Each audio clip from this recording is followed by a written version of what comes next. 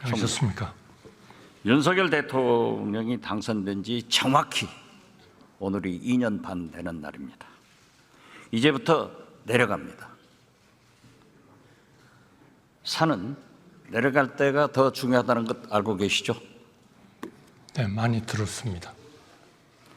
그동안 국민과 대통령은 딴 세상에서 살았습니다. 우리 국민이 달나라 국민입니까? 대통령이 달나라 대통령입니까? 말씀해 보세요. 같은 나라의 국민입니다. 그게 문제입니다. 윤석열 대통령의 가장 큰 잘못은 당신이 지금도 대통령을 굉장히 잘하고 있다라고 생각하는 이 착각입니다. 총리의 견해는 뭡니까? 저는 대통령께서는 국정에 대한 확고한 비전을 가지고 항상 그것이 국민들의 인기를 얻는 것은 아니지만 국가를 위해서 할 일은 하겠다 하는 생각을 가지시고 국정에 임하시고 있다, 그렇게 생각합니다. 그렇게 안 하니까 문제예요. 윤석열 대통령은 정치는 검찰 수사하듯, 검찰 수사는 정치하듯 하고 있습니다. 어떻게 생각하세요? 저는 그렇게 생각하진 않습니다. 의원님께서 사실은 국정의 핵심에 오랫동안 계셨기 때문에 국정이 어떤 방향으로 가야 되는지는 아마 누구보다도 잘 아시리라고 생각합니다. 응급실 뺑뺑이로 국민이 죽어갑니다. 대통령 눈치보다 골든타임을 놓쳤습니다. 누가 국민을 죽음으로 몰아가고 있습니까? 의사입니까? 정부입니까? 대통령입니까? 저는 의료계와 또 과거의 정부들, 왜냐하면 힘들고 어렵기 때문에 그 어려운 결정을 안 하셨던 정부들에게도 책임이 있다, 이렇게 생각합니다. 하나만 말씀드리면 2019년 2월 6일 연합뉴스에 난 거를 보면 설 연휴 근무 중 중앙응급의료센터장이 별세를 했어요. 됐습니다. 그리고 응급실 됐어요. 뺑뺑이. 누가 살인자입니까? 살인자는 없죠. 그런데 국민은 죽어가지 않습니까? 그러나 이러한 의료계 뺑뺑이는 10년 전서부터 엄청나게 있었습니다. 바로 그렇기 때문에 그대로는 못 갑니다. 우리가 2000년도에 의료 파업이 6번이나 있었지만 응급실, 중증 환자실 이런 데는 다 의사들이 지켰습니다. 그러나 이 모양 이 꼴은 아니었어요. 아닙니다. 응급실이 맞습니다. 불만 켜놓고 문 열어놓으면 응급실입니까? 의원님, 이건 24시간 문 열고 불 켜놓는 편의점이 아니에요. 의사도 있어야 되고 간호원도 있어야 되는데, 물론 과거에도 응급실 문제 있었습니다.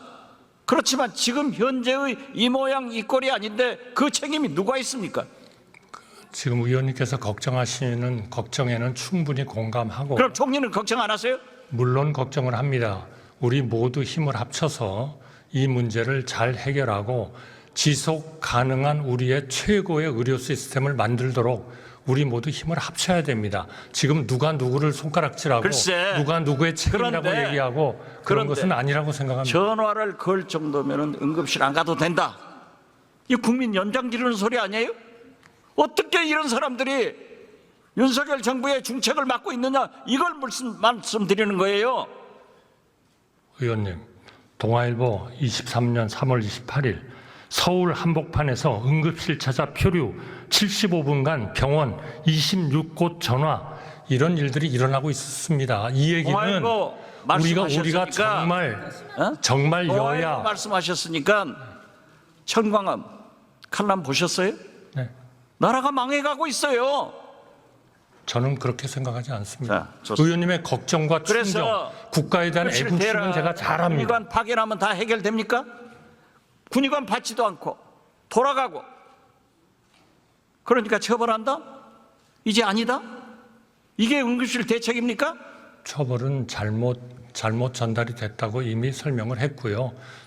지금 군의관하고 어떻게 배치를 하면 가장 좋은지를 논의를 하고 있습니다. 이것은 의원님께서 아셨던 2000년 의학 분업 시 우리 정부가 했었던 그러한 좋은 그러한 지금 전례를 저희가 밟고 잘 해결하도록 우리 여야가 협조를 해야 된다고 생각합니다. 누가 누구를 손가락질할 때가 아닙니다. 총리, 우리 대한민국 권력 서열 1위가 누구입니까? 네, 권력 서열 1위가 누구입니까? 죄송합니다. 우리나라에서요? 우리나라에서. 글쎄요, 우리나라의 민주공화국의 권력서의 1위라는 게 있을까요? 그런데 우리 국민들, 모두 다 국민들을 위해서 우리 국민들은 네.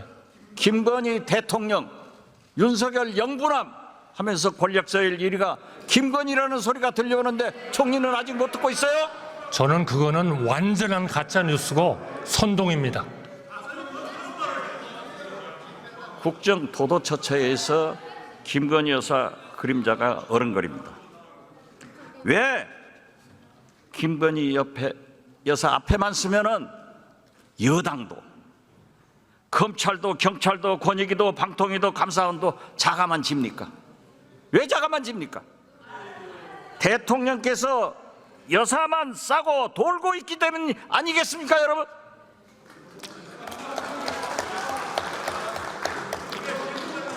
의원님, 잠깐. 누구보다도 의원님을 옆에서 잘 모시고 같이 총리 일했던 들어가세요.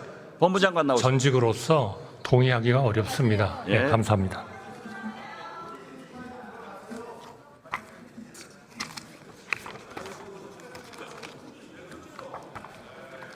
조용히 하세요. 여당은 좀 들어야 돼.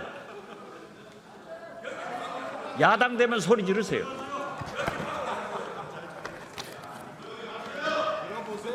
뉴스토마토 보도 보셨죠? 구체적인 내용을 말씀해 주시죠. 김건희 여사가 5선 의원인 김영선 전 의원에게 창원에 있지 말고 김해로 가라.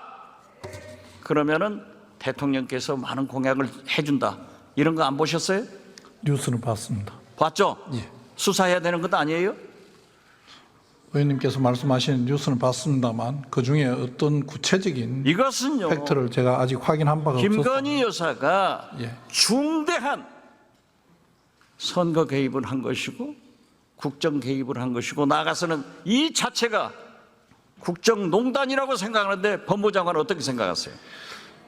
제 생각에는 아직 구체적인 사실관계가 확정되지 않은 상황에서 언론 제기 의혹만으로 뭐 공직선거법 위반 여부를 말씀드리는 것은 적절하지 이것은요. 않다고 생각합니다. 예. 터질 게 터진 겁니다. 역사는 절대 지워지지 않습니다. 밝혀지는 겁니다. 그런데 시중에는 김건희 여사가 이 문자만 보냈겠느냐, 그리고 이 문자를 본 국민의힘 현역 의원이 2분이나 있고 5분이 진술하고 있는데 이것이 구체적 아닙니까? 그 내용을 만약 예. 야당에서 이런 일이 있었으면 검찰에서는 당장 인지수사했을 거예요. 의원님 저희들 공정하게 하겠습니다.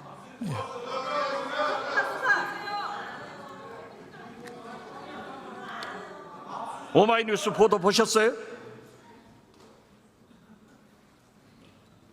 예. 1년 8개월 눈치 보던 감사원도 불법이라고 했습니다. 법원을 위반했으면 당연히 수사해야죠. 경호처, 감사원 등 성역 없이 수사할 것이죠.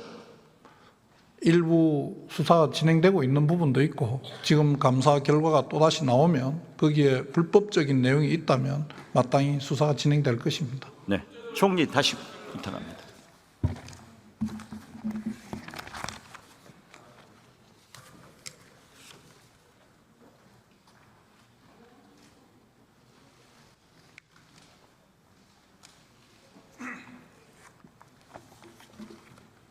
우리가 잘 아는 사이 아니에요?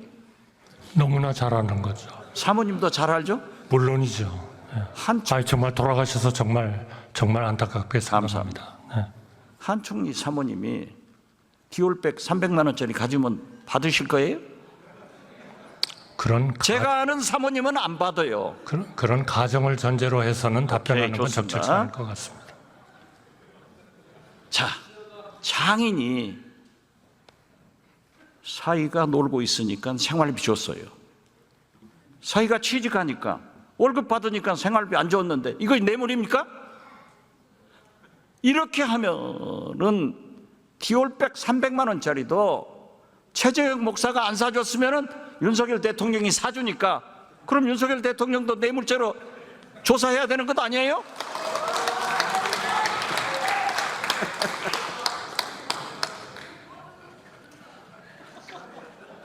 저는 의원님과 저는 그런 얘기를 할 정도의 관계는 아니라고 생각합니다. 네. 그렇게 말씀하셔야 총리 오래 하십니다. 아니 제가 존경하지 않습니까 의원님을. 한덕수 경제수석 비서실장님 하셨잖아요. 제가 비서실장 했잖아요. 제가 추천해서 오셨잖아요. 우리가 김대중 대통령 모시면서 IMF 외환위기도 극복해봤고 그 경제수석 때 스크린 쿼터 얼마나 소신 있게 반대했어요. 왜 지금은 말씀 못 하십니까? 무엇이든지 대통령님께 도움이 되는 말씀이라면 하겠습니다. 그러나 가짜뉴스와 선동을 전제로 해서 말씀드릴 수 있다고 가짜 생각합니다. 뉴스가 아니고 진실도 말을 못하니까 우리 국민만 불쌍한 거예요. 대통령이 잘못하면 총리라도 잘해야 될 것 아니에요. 잘하겠습니다.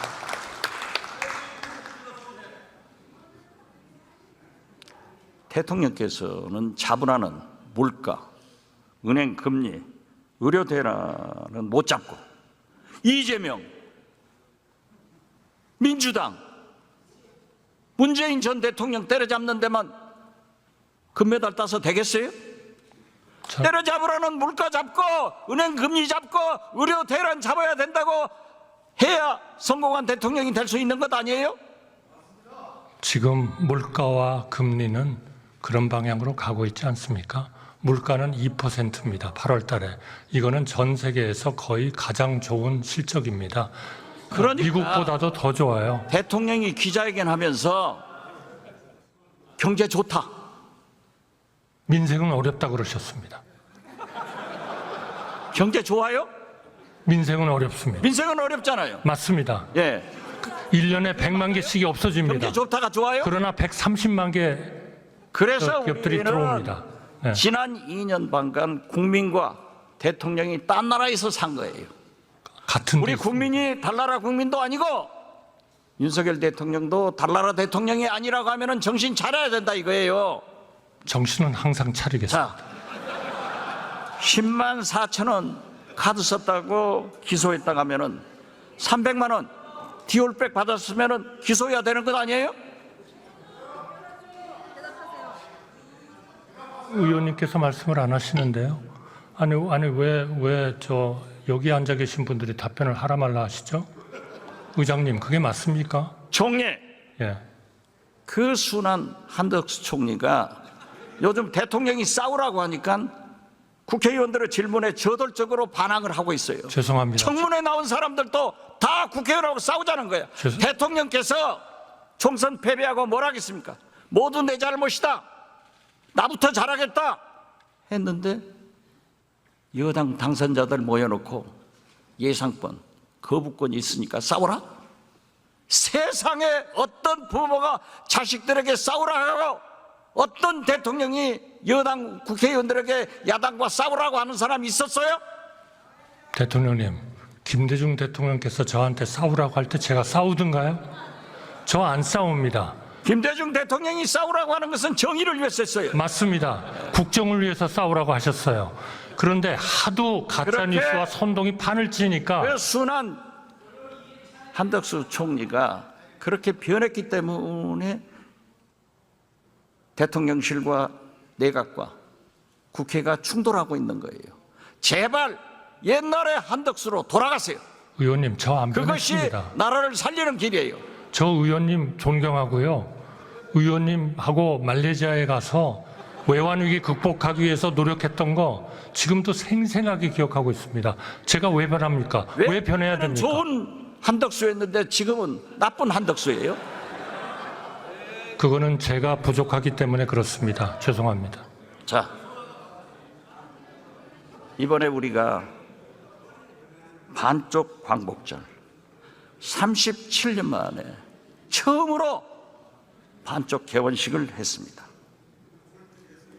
대통령께서 국회와 국민을 졸로 보고 있기 때문에 총리부터 이렇게 바뀐 겁니다.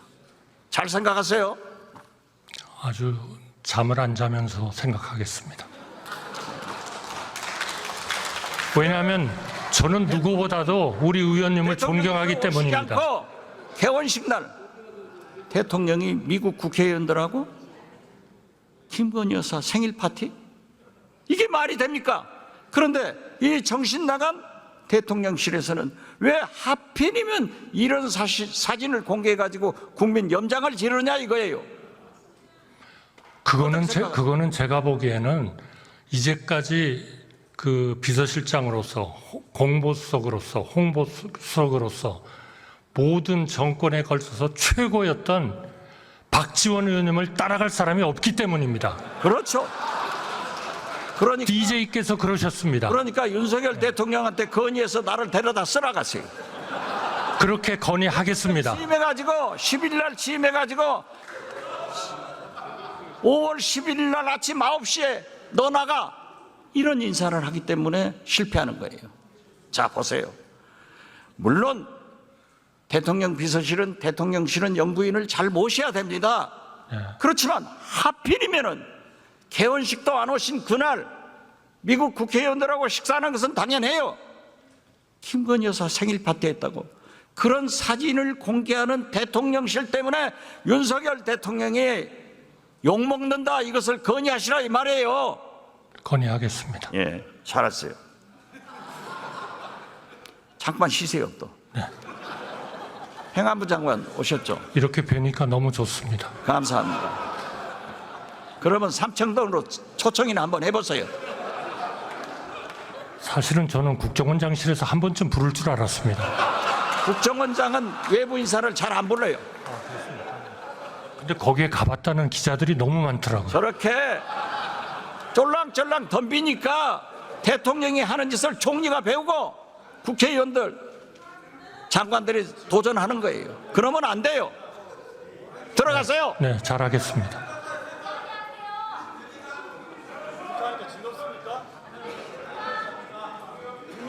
자, 뉴스를 챙겨보시는 여러분들은 지금까지 이런 뉴스들을 볼 때마다 어떤 생각이 드시나요? 제가 항상 여러분들에게 뭐라고 말씀을 드렸어요. 여러분들처럼 뉴스만 평소에 잘 챙겨보셔도 돈을 벌 수 있다, 돈이 된다라고 말씀을 드렸는데 여러분들은 여기 보이는 트럼프와 해리스의 미국 대선에 관련된 뉴스를 보시면 어떤 생각을 하시나요? 아직도 그냥 뉴스만 보고 끝내는지 아니면 이 뉴스를 어떻게 활용할 수 있을까를 고민하고 계시는지를 되물어보고 싶습니다. 그 이유가 뭐냐면 제가 6월에 여러분들께 뭐라고 말씀드렸어요? 포항 앞바다에서 석유가 발견되었다. 그래서 대왕고래 프로젝트를 국가에서 추진하게 될 것이란 기사가 떴는데 뉴스만 보고 그냥 넘기지 말고 지금은 국내 석유 시추 생산 관련주에 관심을 가져서 투자 쪽으로 생각을 한번 해보셔야 한다고 말씀을 드렸습니다. 그리고 나서 이런 썸네일들 뉴스를 통해서 많이 보셨을 텐데요. 이런 포항 석유 발견 이슈가 나왔을 때 돈을 많이 버는 부자들은 어떻게 생각한다?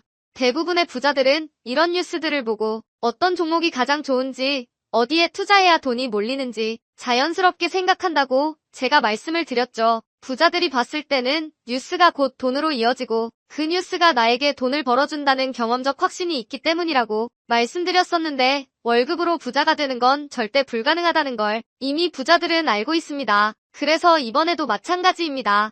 보시면 아시겠지만 제가 지난번에도 구독이라고 문자 남겨주신 모든 시청자분들에게 포항 석유 발견 관련주 중 많은 종목도 아니고 가장 급등 확률이 높은 딱 한 종목 화성밸브를 여러분들에게 추천드렸습니다. 그러면서 여기 나와 있는 대로 정확히 어느 가격에 매수해야 하는지 그리고 수익률이 어느 정도 나왔을 때 팔아야 하는지 이런 부분들까지 여러분들에게 공유해드렸었는데 자, 지금 실제로 어떻게 됐다. 오른쪽을 보시면 아시겠지만 제가 6월 초에 이 화성밸브를 공유해 드리고 나서 단기간에 이렇게 주가가 2배 이상 급등이 나왔다. 그래서 최근까지도 전부터 봐주신 구독자 여러분들께서 이 종목으로 수익을 내실 수가 있었을 텐데요. 다시 한번 축하드린다고 말씀을 드리겠고 자, 이번에도 마찬가지입니다. 앞으로 이슈가 될 수밖에 없는 게 미국 대선이라는 걸 잘 알고 계실 텐데 우리가 어떻게 생각해 볼 수 있다. 미국 대선에 관련된 국내 관련 대장주가 무엇일까? 트럼프나 해리스 둘 중 누가 당선이 되어도 상관없이 반드시 오를 만한 국내 관련주는 무엇일까를 생각해봐야 한다는 거죠. 정책상 미국의 영향을 절대적으로 받는 우리나라 대선에서도 박근혜 대통령 대선 관련주